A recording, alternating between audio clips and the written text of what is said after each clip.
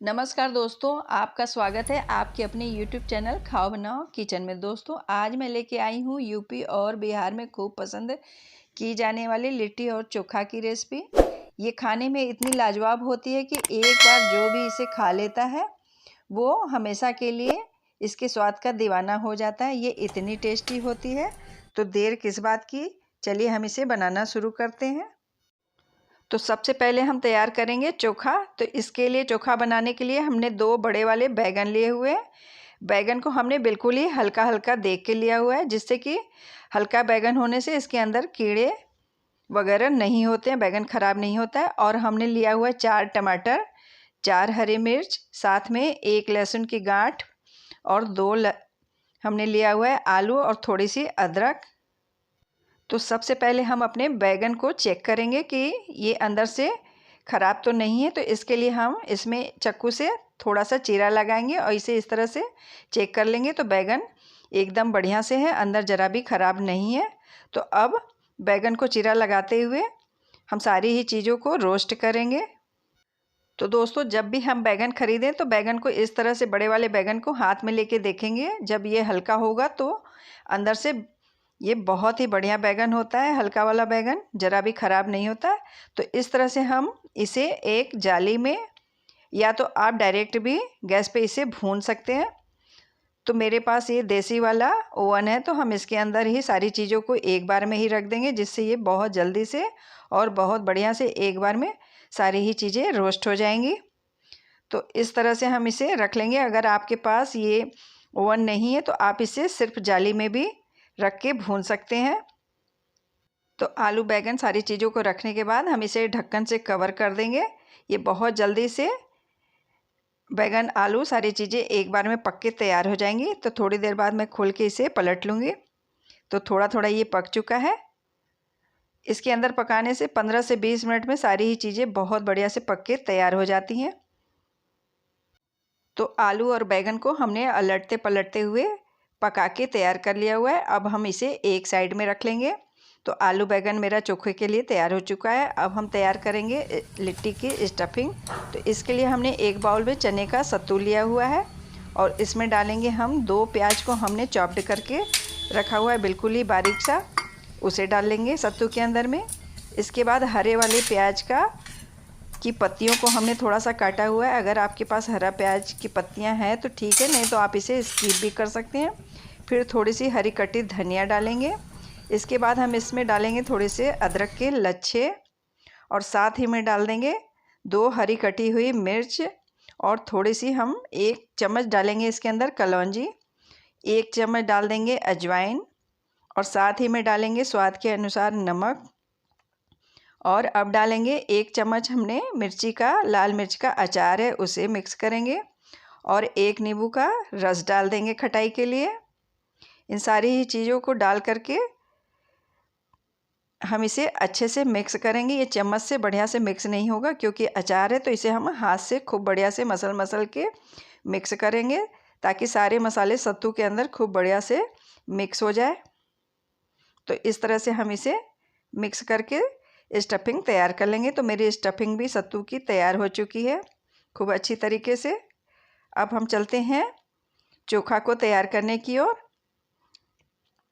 तो इस तरह से हम अपने सारे बैंगन, आलू और टमाटर को निकाल करके एक प्लेट में इसके छिलके को निकालेंगे। आप देख सकते हैं कि आलू, टमाटर और बैंगन कितने बढ़िया से रोस्ट हुआ है। इसके छिलके बिल्कुल ही अलग से हो रहे हैं।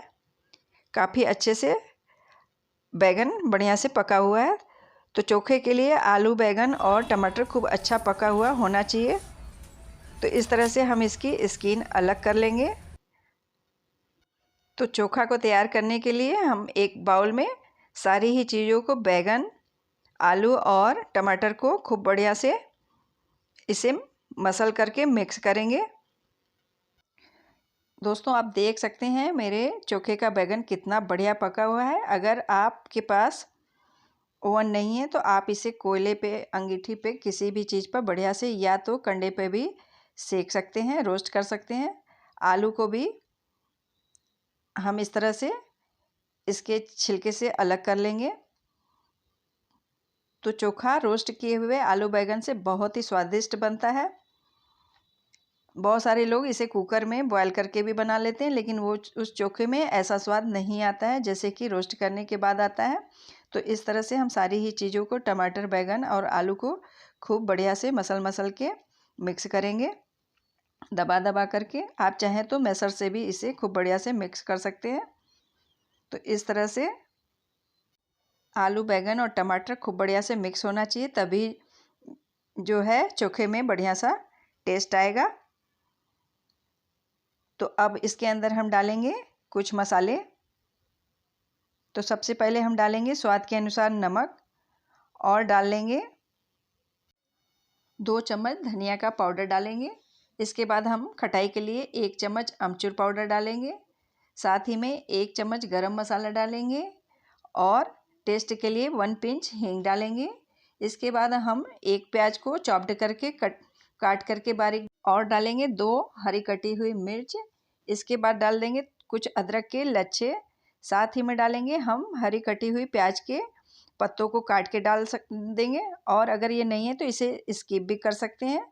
और डालेंगे हरी कटी धनिया। इसके बाद हम इसे चोखे की जान 3 से 4 चम्मच सरसों का कच्चा तेल डालेंगे। विदाउट सरसों के तेल ये चोखा अच्छा नहीं बनता, तो इसमें तेल डालना बहुत ज़रूरी होता है। अब हमने जो लहसुन की गांठ को रोस्ट किया हुआ था, इसे छील के मैश करके डाल देंगे और इसे खूब अच्छे से दबा दबा करके मिक्स करेंगे, जिससे चोखा खूब बढ़िया से मिक्स हो जाए। तो ये लीजिए, टेस्टी चोखा बनके तैयार है, यूपी और बिहार के स्टाइल में देसी चोखा। इसका कलर भी कितना बढ़िया आ रहा है। ये बहुत बढ़िया से चोखा बनके टेस्टी चोखा तैयार हुआ है। अब हम तैयार करेंगे डो को। लिट्टी के लिए आटा तैयार करेंगे। तो हमने 2 कटोरी आटा लिया हुआ है और उसके अंदर हमने मिलाया हुआ है आधा कटोरी बेसन, और 1 चम्मच हम डालेंगे इसमें अजवाइन, और थोड़ी सी कसूरी मेथी डाल देंगे। साथ ही बहुत थोड़ा सा नमक डालेंगे, क्योंकि हमने नमक स्टफिंग में भी इस्तेमाल किया हुआ है। इसके बाद हम इसे मिक्स कर लेंगे सबसे पहले, और फिर मिक्स करने के बाद हम इसके अंदर डालेंगे 1 चम्मच जीरा। जीरा हम इसलिए डालेंगे कि लिट्टी के रोस्ट होने के बाद मुंह में रोस्टेड जीरा का स्वाद गजब का आता है, इसलिए हमने इसमें जीरा मिक्स किया हुआ है। और आटे के अंदर हम 2 चम्मच डालेंगे देसी घी मोयन के लिए। आप चाहें तो कोई भी तेल इस्तेमाल कर सकते हैं मोयन में। तो हमने देसी घी लगाया हुआ है, और इसमें नॉर्मल पानी से ही हम इसका आटा लगाएंगे। तो हम इसका बिल्कुल ही नॉर्मल वाला आटा तैयार करेंगे, ना बहुत ज़्यादा सख्त और ना ही ढीला सा, बिल्कुल ही जैसा कि हम पूड़ी बनाने के समय आटा लगाते हैं, बिल्कुल वैसा ही।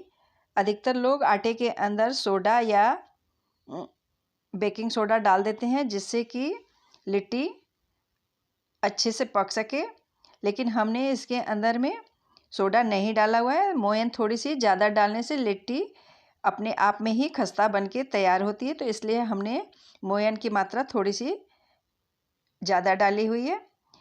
तो मोयन अच्छे से डालने के बाद सोडे वगैरह की ज़रूरत नहीं पड़ती है, लिट्टी खूब खस्ता बनके तैयार होगी। तो मेरा आटा खूब बढ़िया से तैयार हो गया है डो। अब हम इसे थोड़ा सा घी लगा के चिकना कर लेंगे और इसे 5 मिनट के लिए रेस्ट के लिए रख देंगे आटे को। तो अब हम चलते हैं लिट्टी को स्टफ़ करने की ओर। तो सबसे पहले हम अपने आटे की लोइयाँ काटेंगे। तो 1 बराबर की हम इसकी लोइयाँ काट लेंगे, जैसे कि हम रोटी पराठे बनाने के समय काटते हैं, बिल्कुल ही सेम तरीके से। आप इसे छोटी बड़ी अपनी तरीके से रख सकते हैं, जैसी जितनी साइज़ की लिट्टी बनाना चाहें। तो हमने लोई काट ली हुई है। इसके बाद हम इसे चिकना करते हुए इसके अंदर स्टफिंग करेंगे। तो इस तरह से हम लोई को गोल करते हुए इसके अंदर गड्ढा सा कर लेंगे। तो अपनी लोई को हम कटोरी सा बना करके इसके अंदर 1 से 2 चम्मच स्टफिंग भरेंगे। तो इसे हम दबा दबा के भरेंगे, जिससे कि ये निकलने न पाए, क्योंकि सेकते वक्त इसे हम अलटते पलटते हैं। तो इसका मुंह हम बढ़िया से बंद करेंगे और इसे बढ़िया से भर के दबा के फिर इसका मुंह इस तरह से बंद कर लेंगे, और इसके बाद हम इसे इस तरह से गोल कर लेंगे। आप देख सकते हैं कितने बढ़िया से चारों ओर से गोल सी लिट्टी बनके तैयार हुई है।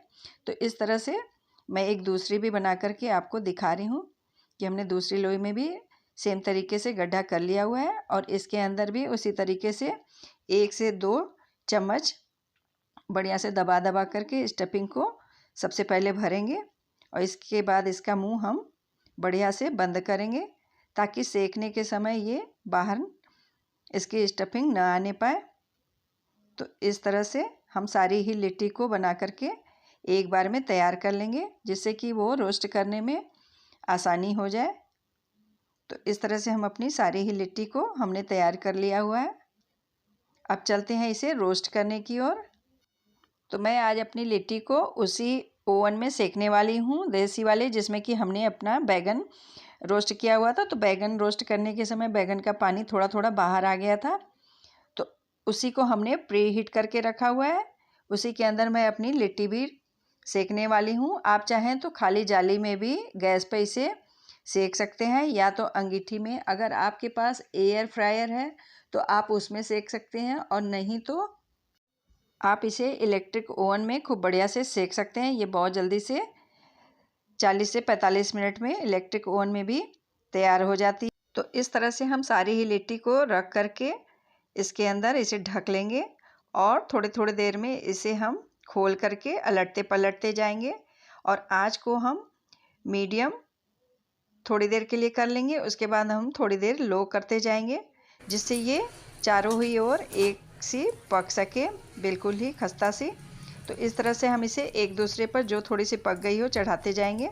तो आप देख सकते हैं इसके अंदर क्रैक्स आने शुरू हो गए हैं। तो ये लिट्टी के अंदर जो क्रैक्स सा दिख रहा है ना, ये इस बात का इंडिकेशन है कि लिट्टी एकदम परफेक्ट सी पक चुकी है। जैसे जैसे हम इसे बेक करेंगे वैसे वैसे लिट्टी में क्रैक्स बनता जाएगा। मैं बिल्कुल ही पास से आपको चारों ओर से घुमा के दिखा रही हूँ कितनी बढ़िया सी एक कलर की पकी हुई है, एक खूब बढ़िया से पक के तैयार हो गई है। तो अब हम चलते हैं इसे गर्मा गर्म सर्व करने को। लिट्टी को गर्मा गर्म खाने का ही अपना अलग मज़ा होता है। तो चोखे को भी हम मिक्स कर लेंगे परोसने के पहले। तो इसके साथ खाने के लिए हमने एक चटनी भी तैयार की हुई है। आप कोई भी चटनी तैयार कर सकते हैं जो आपको पसंद हो। तो अब मैं एक प्लेट में चोखे को निकाल करके दिखा रही हूँ कितना बढ़िया और कितना इसका टेक्सचर भी अच्छा है और कितना बढ़िया कलर भी है, बहुत बढ़िया दिखाई दे रहा है और खाने में भी ये उतना ही टेस्टी है। और इसके साथ में हम रखेंगे हरी मिर्च। जिस किसी को भी थोड़ा तीता कम ज़्यादा हो तो वो हरी मिर्च साथ में खा सकता है। तो इसलिए हमने हरी मिर्च रखी हुई है। खटाई के लिए थोड़ा सा नींबू भी रखा हुआ है और हरी चटनी हमने परोसी हुई है। इसके बाद हम इसे लिट्टी को बिना डिप किए हुए घी में, इसका टेस्ट नहीं आता, तो इसे सर्व करने के समय हम इसे लिट्टी को घी के अंदर देसी घी में खूब बढ़िया से डिप करके ही परोसेंगे। तो इसे हमने घी में डिप करके इस तरह से थाली में सर्व किया हुआ है। तो ये लीजिए तैयार है लिट्टी और चोखा। देखिए ये कितना परफेक्ट पका हुआ है। लिट्टी और चोखा दोनों ही देखने में कितने अच्छे लग रहे हैं। तो मैं इसे एक तोड़ के भी आपको दिखाती हूँ लिट्टी को। तो मैं इसे तोड़ करके दिखा रही हूँ। आप देख सकते हैं कि ये अंदर से कितनी खस्ता है, ये ज़रा भी कड़ी नहीं है। इसका टेक्सचर कितना खस्ता है। तो दोस्तों आपको अगर मेरे लिट्टी और चोखे की रेसिपी अच्छी लगी हो तो इसे ज़रूर ही लाइक और शेयर करें। साथ ही रेसिपी आपको कैसी लगी हमें कमेंट में ज़रूर ही बताएं।